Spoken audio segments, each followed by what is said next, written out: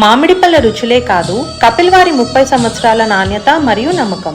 Assembly ఉభయ సభల్లోనూ గులాబీ పార్టీకి ఇక డిప్యూటీ ఫ్లోర్ లీడరు లేనట్టేనా? ఉపసభాపక్ష నేతలను కేసీఆర్ ఎప్పుడు ప్రకటిస్తారు? శాసనసభ సమావేశాల్లో సర్కార్ను నిలదీసేందుకు డిప్యూటీ ఫ్లోర్ లీడర్లు అవసరం లేదని గులాబీ బాస్ భావిస్తున్నారా? త్వరలోనే ఆ నియామకం ఉంటే డిప్యూటీ లీడర్లుగా ఎవరు రేసులో ఉన్నారు? అసలు బీఆర్ఎస్లో డిప్యూటీ లీడర్ పోస్టు కోసం పోటీ ఉందా? ఈ విషయంలో గులాబీ దళపతి కేసీఆర్ మధ్యలో ఏముంది? Watch the story.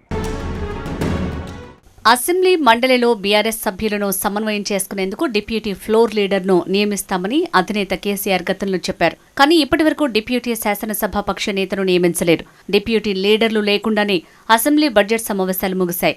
డిప్యూటీ లీడర్ల నియామకం చేపడుతున్నామని, ఫలానా వ్యక్తులకు బాధ్యతల్ని అప్పగిస్తున్నామని లీకులిచ్చారు. ఇదే అంశాన్ని ఎమ్మెల్యేలు సైతం ప్రచారం చేశారు. కానీ ఆ తర్వాత డిప్యూటీ లీడర్ల అంశం మరుగున పడింది. బీఆర్ఎస్ ప్రతిపక్షంలోకి వచ్చిన తర్వాత కేసీఆర్ బీఆర్ఎస్ ఎల్పీ నేతగా ఎన్నికయ్యారు. డిప్యూటీ లీడర్గా కడియం శ్రీహరిని నియమిస్తారనే చర్చ జరిగింది.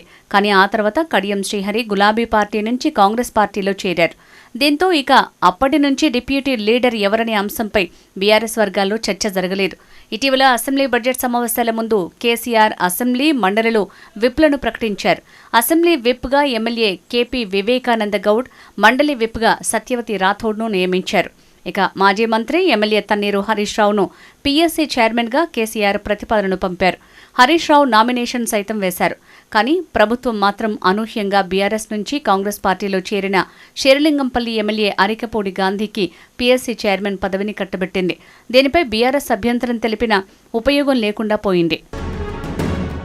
ఇక అసెంబ్లీ సమావేశాలకు కేసీఆర్ హాజరు కావటం లేదు. దీంతో అసెంబ్లీ సమావేశాలు జరిగినప్పుడల్లా గులాబీ పార్టీ తరపున కేటీఆర్, హరీష్ రావు లీడ్ చేస్తున్నారు. దీంతో డిప్యూటీ ఫ్లోర్ లీడర్ పోస్టు కోసం గులాబీ పార్టీలో పోటీ నెలకొంది. పీఎస్సీ చైర్మన్ ఛాన్స్ మిస్ కావడంతో హరీష్ రావు డిప్యూటీ లీడర్ రేసులో ఉన్నారు.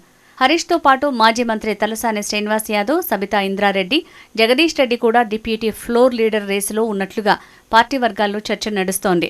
ఇప్పటికీ కేటీఆర్ పార్టీ వర్కింగ్ ప్రెసిడెంట్గా ఉన్నారు.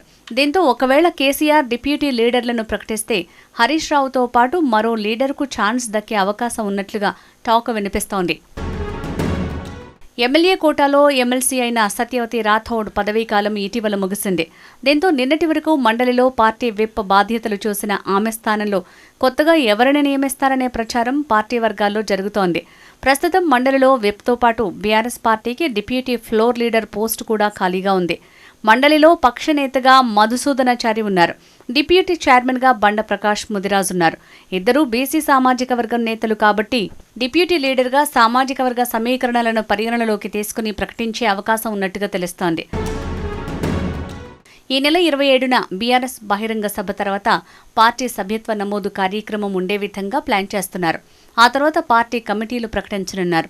వాటితో పాటు శాసనసభ డిప్యూటీ ఫ్లోర్ లీడర్, మండలి డిప్యూటీ ఫ్లోర్ లీడర్, మండలి విప్లను ప్రకటిస్తారని తెలుస్తోంది.